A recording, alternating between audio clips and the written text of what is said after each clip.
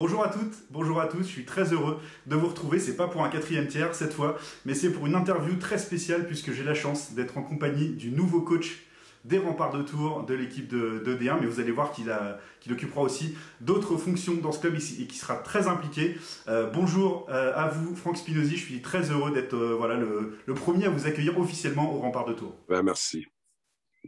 Alors Franck, plus de 10 ans à entraîner, enfin 10 ans tout court d'ailleurs, à entraîner à Neuilly, 30 ans de coaching en tout. C'est toute cette expérience qui va vous servir en arrivant au club des Remparts de Tours. En tout cas, le moins qu'on puisse dire, c'est que vous n'arrivez pas en terrain inconnu, puisque la D1, ça a été votre jardin pendant un long moment. Oui, tout à fait. Ben, premièrement, bonjour à tous. Puis je suis vraiment excité avec ce nouveau challenge dans ma vie. La D1, je connais bien, mais bon, tout le monde sait le niveau compétitif que je suis comme individu. Donc, on espère un jour pouvoir remonter. Et puis, voilà, performer. Alors, quelles sont vos premières impressions, vos premiers sentiments? Voilà, il y a eu évidemment le jeu de la prise de contact, de la négociation, beaucoup de passion, la passion du président des Remparts de Tours, et puis la vôtre, bien sûr. Voilà, quels sont ces premiers sentiments? C'est de l'excitation ou c'est déjà bien la tête dans le travail, déjà des premiers coups de fil qui vont très vite être passés pour bâtir tout simplement cette équipe de D1, des Remparts? Ben, comme toute négociation, il y a des choses à discuter, puis s'assurer qu'on est surtout sur la même diapason. Je veux être sûr que mon travail avec Tours soit fait d'une manière précise dans les besoins de l'organisation de Tours. Et puis, le président a été très clair qu'il voulait quelqu'un qui s'implique aussi au niveau du mineur. Et c'est quelque chose qui m'intéresse à cause, bien sûr, de mon expérience avec les stages de hockey toutes ces années-là. Et j'ai souvent aussi fabriqué des programmes de développement pour les associations. Donc, je crois un petit peu que d'avoir la chance de m'impliquer à peu près un petit peu partout, c'est quelque chose qui me tenait à cœur. Et puis voilà, puis ça a quand même fait quelques semaines qu'on se parle, puis je voulais m'assurer que les choses étaient très claires avant de commencer cette nouvelle aventure, que ce soit dans mon travail, dans ma philosophie, et puis que ça concordait aussi avec le président. Donc, voilà, c'est un peu comment que ça s'est déroulé les dernières semaines.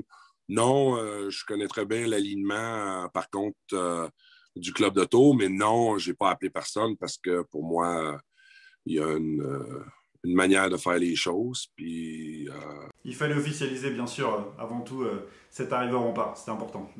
ouais, je n'aime pas par en arrière, faire des appels, puis je fonctionne pas comme ça.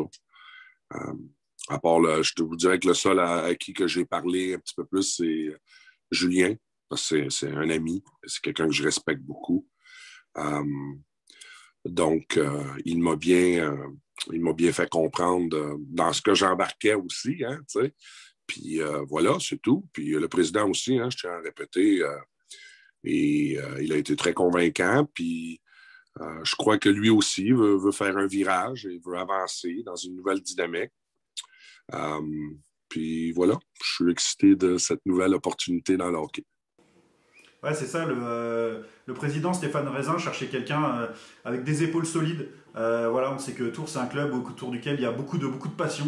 Voilà, il faut être costaud pour réussir à Tours. Bah, justement, c'est tout à fait votre profil, Franck. Il a fallu aussi ça pour, à travers le temps, faire grandir cette équipe de Neuilly aussi avant. Oui, ben Neuilly, c'est un club qui a un président extraordinaire qui laisse vraiment travailler son coach, son directeur général, euh, et qui a une philosophie surtout de développement du long terme. Donc, c'est pas quelqu'un qui panique si l'équipe perd, c'est pas quelqu'un qui s'emballe trop quand l'équipe gagne. Et c'est une personne qui aime, quand on se rencontre, ben, on se dit les vraies choses. Puis c'est pour ça que ça a été une aventure de 10 ans tout simplement incroyable à Neuilly. Je vous avoue qu'aussi, ben, c'est un peu mon club de cœur, vu que j'ai été 10 ans là-bas. Mais ceci dit, on s'est entendu avec le président qu'on voulait mettre quand même des choses, là, des bases, surtout au niveau du comportement. des joueurs, une méthodologie aussi de travail, puis que tout le monde respecte ses fonctions et arrête de se mêler peut-être des fois des choses qui ne devraient pas.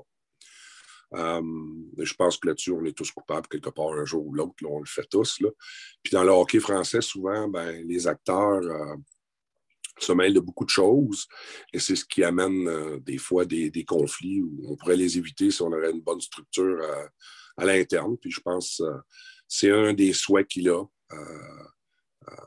Et j'ai été très clair là-dessus que je voulais être sûr que tout le monde comprenne que oui, la structure, mais elle va être faite d'une manière humaine.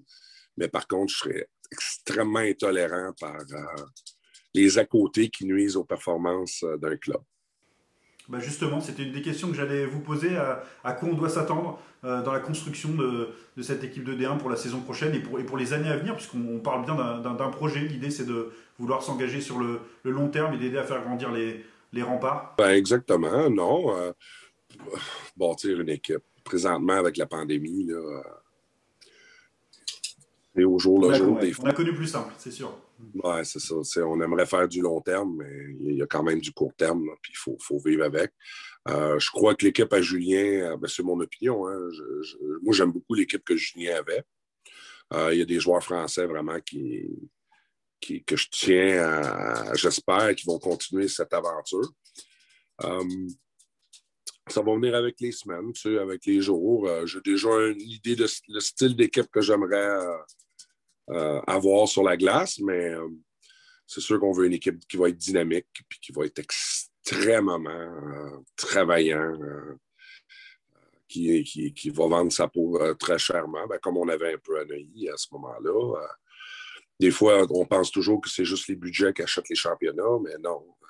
Tu peux avoir une structure à l'interne qui est très efficace et peut-être avec moins de moyens financiers, tu peux avoir des très bons résultats parce que tu as une structure très stable à l'intérieur. Puis, d'ailleurs, c'était un peu dans la discussion qu'on a eue, moi et Stéphane, là, pour les changements de coach des dernières années. Il m'a donné ses raisons, il m'a expliqué les raisons. Je ne m'en viens pas à tour pour du court terme. Par contre, chacun doit faire son travail. Puis la durabilité d'une association entre un coach, un président et un club, c'est quand les choses sont claires et que tout le monde travaille dans la même direction et que tout le monde se respecte. Alors, c'est une garantie que je voulais, qu'on m'a offert. Et puis voilà. Je montrais après le club en conséquence de ça, l'équipe en conséquence de ça. Si je vois que j'ai des joueurs qui, peut-être au niveau talent, sont extraordinaires, mais qui n'ont pas un respect. La bonne attitude, très important. Ouais, c'est ça. On va éviter ce style de joueur-là. On va vraiment essayer d'aller chez des joueurs qui sont prêts à s'investir. À Neuilly, une des choses qu'on a fait, c'est que nos joueurs étaient obligés de s'impliquer avec le mineur. Moi, je crois à ça. Alors, c'est un peu quelque chose que je veux continuer à développer et puis travailler vraiment bien avec le mineur, puis travailler en équipe, puis s'assurer qu'on a un bon développement.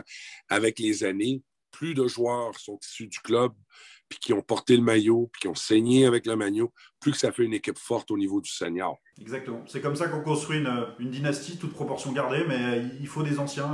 Et c'est vrai qu'il y a eu des années à Tours, malheureusement, ça a manqué, ça, le fait de construire sur des joueurs sur le long terme, des joueurs français, des Tourangeaux, formés ici. Puis c'est pas des choses qui se produisent en 1 an ou 2. C'est du long terme, c'est du 5 à 10 ans. Et puis, il ne faut pas juste s'occuper des M17 ou du M15. Non. Il faut s'en occuper à partir de 4-5 ans. Et il faut qu'ils grandissent avec le club, puis qu'ils voient, voici nos attentes du hors-glace, voici nos attentes du comportement gestuel, voici nos attentes au niveau des résultats. Par expérience, je n'ai jamais parlé de victoire et de défaite avec mes joueurs, puis pourtant, j'ai toujours été associé avec des équipes qui gagnaient.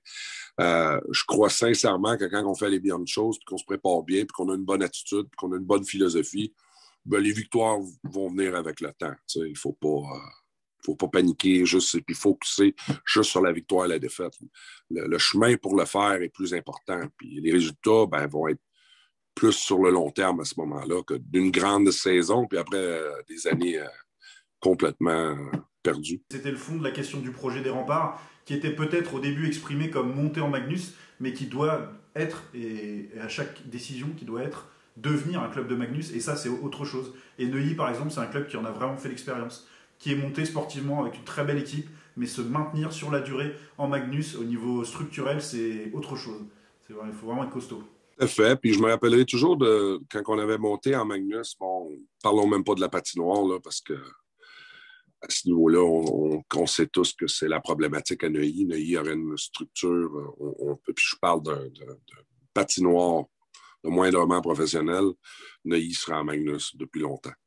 Euh, sauf que cette année-là qu'on avait monté, je m'en rappellerai, on partait des matchs par un but continuellement en Magnus parce qu'il fallait acheter des joueurs continuellement de l'extérieur. On n'avait pas, à l'interne, dans le mineur, réussi à développer assez de joueurs pour tenir cette cadence-là. Donc, tu te retrouves à faire des équipes juste avec des mercenaires.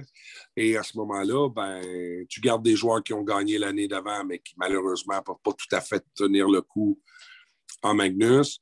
S'ils sont vraiment très bons, en plus, ils vont forcément peut-être aller voir ailleurs aussi derrière. C'est ça qui est compliqué, quoi. C'est pour ça que l'identité est très importante. Voilà, aujourd'hui, on construit à Tours avec des joueurs comme le gardien Jean-Philippe Fontaine, comme aussi David Camille-Sarti, comme Alexis Cronier qui a passé la majorité de ses années à Tours, Peter Bourgault qui est revenu. Il faut cultiver cette culture-là, évidemment, sans faire de passe droit, évidemment, aussi. Ben voilà, je pense que tu viens de le dire. Il faut faire une culture à ce niveau-là, mais c'est pas parce que tu es du club que tu as tous les droits non plus. Je pense qu'il faut avoir un bon mélange. Il faut avoir des joueurs du club, mais il faut aussi avoir des joueurs qui sont dédiés pour la bonne cause du club, pas pour soi-même seulement. Et ça, des fois, la ligne est très mince là, dans le comportement, puis je vais être extrêmement exigeant au niveau de l'attitude que tout le monde va avoir. Ça, je ne changerai pas ma manière de faire. De toute façon, le président, quand il est venu me chercher, c'était évident que c'était un des besoins qu'il avait, mais il a été très clair.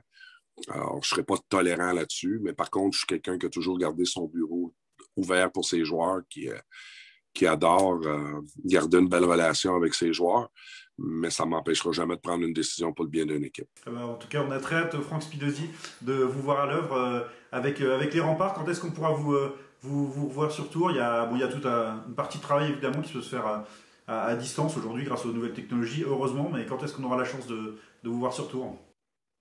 Écoute, Tours, c'est une des villes que j'adore en France. Ça fait plusieurs fois que je la visite.